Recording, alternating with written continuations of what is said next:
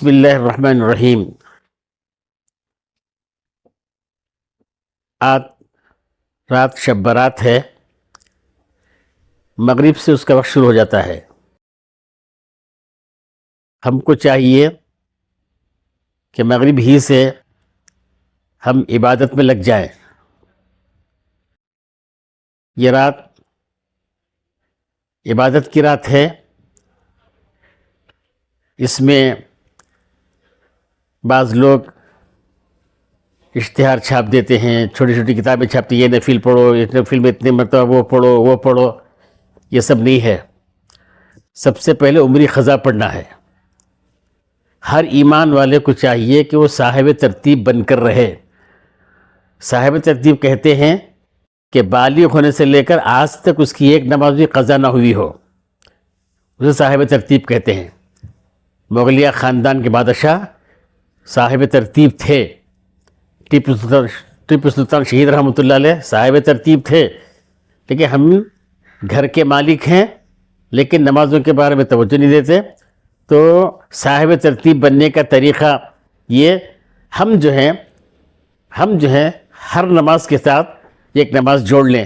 فجر کے ساتھ فجر، ظہر کے ساتھ ظہر، عصر کے ساتھ عصر، مغرب کے ساتھ مغرب، عشاء کے ساتھ عشاء، وتر کے ساتھ وتر۔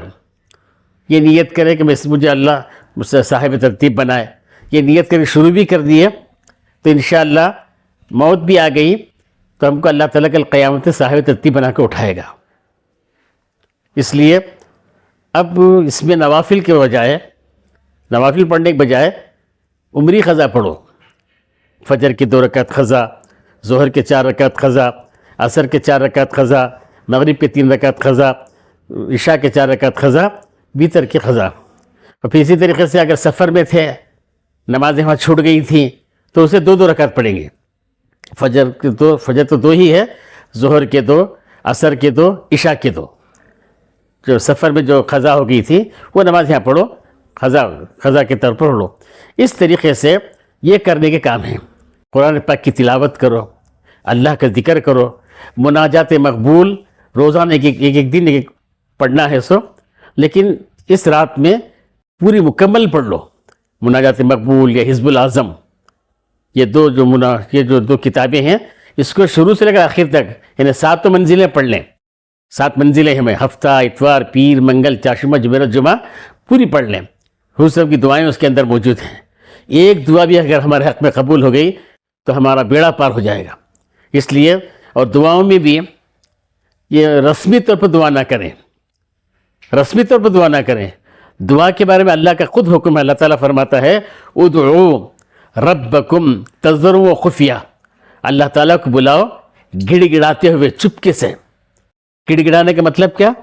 کسی سے ڈاکٹر نے کہہ دیا کہ تمہارا بچہ 12 گھنٹے کا مہمان، تمہاری بچی 12 گھنٹے کی مہمان، تو اس کی کیا کیفیت ہوتی ہے؟ اس سے کہیں زیادہ کیفیت اللہ کے ساتھ ہونی چاہیے دعا میں، رسمی طور پر نہیں، گڑ گڑاتے ہوئے دعا مانگنا ہے۔ بعضوں کو جلدی رونا نہیں آتا، وہ کیا کریں؟ ان کے لیے بھی جناب محمد رسول اللہ صلی اللہ علیہ وسلم طریقہ بتایا، فَإِن لَمْ تَبْكُوا فَتَبَاكُوا، رونا نہیں آ رہا، رونے کی ایکٹنگ کرو، یہ بھی اللہ کو پسند ہے۔ اس طریقے سے خوب مانگو۔ آوارہ گردی کرنا بالکل جائز نہیں، دوسروں کو ستانا، تکلیف دینا، اللہ ہمیں تکلیف دینے پیدا نہیں کیا۔ خیر الناس من ینفع الناس، لوگوں میں سب سے اچھا وہ ہے جو لوگوں کو نفع پہنچائے۔ ہم دنیا میں نفع پہنچانے کے لیے پیدا ہوئے ہیں۔ نفع اٹھائیں گے جنت میں ہم لوگ، لیکن دنیا میں نفع پہنچائیں گے، حتیٰ کہ جانوروں کو بھی تکلیف نہیں دینا ہے۔ اس لیے گزارش ہے کہ ہم اپنے بچوں کو قابو میں رکھیں۔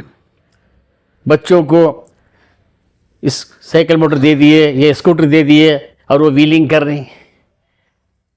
روڈ کسی کے باپ کا روڈ نہیں، وہ گورنمنٹ کا روڈ ہے، سب کا حق ہے، کتے کا بھی حق ہے اس روڈ پر۔ تو ایسے موقع پر اب یہ ویلنگ کرنا، ایک دم زور زور سے آواز نکال کے چلانا، یہ کہاں جائز ہے؟ اس لیے بچوں کے ماں باپ سے گزارش ہے کہ اس دن گاڑیوں کی کیلیاں آپ اپنے پاس رکھ لیں، ہرگز نہ دیں، ہرگز نہ دیں بچوں کو.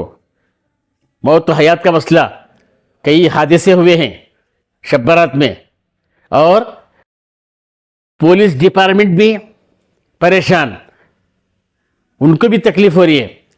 تو اس لیے میں گزارش کرتا ہوں نوجوانوں سے، نوجوانوں تم کو اللہ نے جو جوانی دی ہے عیاشی کرنے دی نہیں، عیاشی کی وجہ سے دی دی، بلکہ اللہ نے حضور نے کیا فرمایا؟ شاب نشأ فی عبادت اللہ، وہ نوجوان جو اللہ کی عبادت میں اپنی زندگی گزارے. تو اللہ کی عبادت کرنے کے لیے جوانی دیا ہے یہ. تو اس لیے گزارش ہے نوجوانوں سے کہ ویلنگ کرنا چھوڑو، تکلیف دینا چھوڑو، راحت پہنچانے کی فکر کرو. راحت پہنچانے کی فکر یہ ہے کہ دعاؤں میں لگ جاؤ، دعاؤں میں لگ جاؤ، عبادت میں لگ جاؤ، تلاوت میں لگ جاؤ، ذکر میں لگ جاؤ. اس طریقے سے کام کرو. تو رات اس طرح گزارو، اور کل ایک روزہ بھی رکھ لو، کل ایک روزہ بھی رکھ لو. اس طریقے سے ہم کر لیں گے تو بہت فائدہ ہوگا. اللہ تعالی ہم سب کو عمل کی توفیق عطا فرمائے. سوال ہی کریے سر.